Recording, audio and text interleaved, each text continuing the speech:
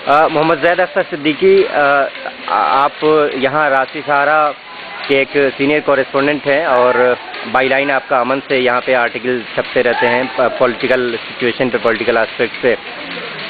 यहाँ वाराणसी में इस वक्त जो पॉलिटिकल सिनेरियो है उसको आप कैसे ब्रीफ करेंगे? क्या सियासी सूरत हाल क्या है यहाँ पर? यहाँ तो 1952 से लेके अब तक करीब 16 इलेक्शन हुए हैं, लेकिन कभी भी एक सीट को छोड़ दिया जाए तो किसी दूसरे पर मुस्लिम प्रत्याशी नहीं जीता। ये शहर उत्तरी की अगर बात किया जाए तो शहर उत्तरी में 16 चुनाव अब तक हुए हैं, 16 में 10 बार मुस्लिम जीते हैं और 6 बार वो बढ़ गए वोटों के ध्रुवीकरण के चलते।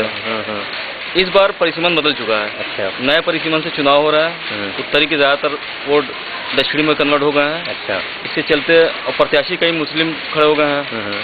तो इस वक्त त्रिकोणीय मुकाबला है उत्तरी में, जिसमें कांग्रेस भी है, भाजपा भी है, सपा भी है। तो एज किसको है यहाँ पर? एज वैसे ज़्यादातर भाजपा को ही चांसेस ज़्यादा है। अच्छा, तो वाराणसी नॉर्थ की अगर बात करें, यहाँ वोटर्स जो हैं उसमें मुस्लिम्स का कितना कंस्टिट्यूशन है? मुस्लिम करीब 70,000 के आसपास हैं। अच्छा, टोटल वोटर्स कितने हैं यहाँ? और टोटल 3 लाख के 3,70,000 हैं। तो इसका मतलब ये इस बार वोट के बंटने की वजह से बीजेपी के चांसेस बन रहे हैं। जी बिल्कुल। अगर हम पूरे वाराणसी की बात करें, यहाँ पर 8 सीटें हैं, 8 विधानसभा सीट है। आप यहाँ पॉलिटिकल इश्यूज को यहाँ पे कवर करते हैं, तो पूरे वाराणसी पर अगर आप नज़र दौड़ाएं तो कैसे आप उसको एनालिसिस कैसे करेंगे आप? बनारस में 8 सीट है। 8 सीट में 3 शहरी सीट है जहाँ मुस्लिमों की तादाद ठीक ठाक है। और वो 3 में नॉर्थ, साउथ और कैंट। अच्छा। तो यहाँ दक्षिणी में मुस्लिम प्रत्याशी जीत सकता है, अच्छी स्थिति में है। हालांकि कौमी एकता दल से है अतहर जमाल लारी, जो पहली बार चुनाव लड़ रहा है। उसके अलावा सपा से यहाँ इस्तेकबाल कुरैशी बाबू हैं और कांग्रेस से दयाशंकर मिश्रा दयालु हैं। भाजपा से श्यामदीरा चौधरी जो 6 बार से जीतते आ रहे हैं वो हैं। हालांकि उनको हराना मुश्किल है, लेकिन कई प्रत्याशी जो है मुस्लिम खड़े हो जाने की वजह से उनकी राह कुछ आसान हो गई है।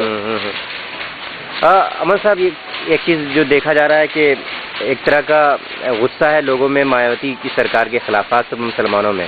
क्या ये गुस्सा यहाँ भी नजर आ रहा है क्या? वजह क्या है इसकी? वजह यही है कि 5 साल सरकार रही। बनारस के लिए सबसे बड़ा मुद्दा हज हाउस था मुसलमानों के आईने से अगर देखा जाए। हज हाउस जब सरकार इनकी बनी तो उन्होंने कहा था कि हज हाउस बनवाएंगे, हज हाउस नहीं बना। यहाँ 17 जिलों की उड़ान होती है हज के लिए और लगातार 2007 से बनारस से काशी से काबा की उड़ान हुई, तब से अस्थायी हज हाउस से काम चलाया जा रहा है। एक गुस्सा ये भी है, इसके चलते मुस्लिम काफ़ी नाराज़ हैं। दूसरा, अगर बात की जाए बुनकरों का, सबसे बड़ा मुद्दा है। उसके अलावा बुनकरों की बिजली बकाया है, किसी भी सरकार ने उस पर कोई तवज्जो नहीं दी। और बुनियादी जो ज़रूरत है, खड़ंजा है, गली है, सीवर है, ये सब आप देख ही रहे हैं। तो इन सब चीज़ों पर सतही तौर पर कुछ नहीं हुआ। ओके, तो बहुजन समाज पार्टी के अल्टरनेट के तौर पर, उसके बदल के तौर पर किसको देख रहा है मुसलमान, किस पार्टी की तरफ?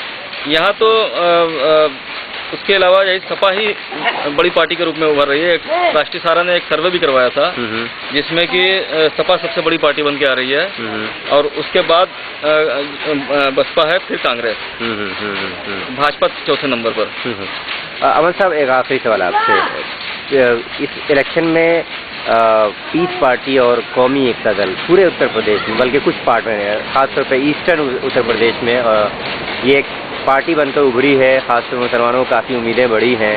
यहाँ वाराणसी की अगर हम बात करें तो क्या इनके कुछ चांसेस हैं, क्या प्रोस्पेक्ट है इनका, पीस पार्टी का? बहुत अच्छा। पूर्वांचल का भी 2 चरण का चुनाव हो चुका है। 2 चरण में इनके काफ़ी अच्छे हालत रहा है। किसके?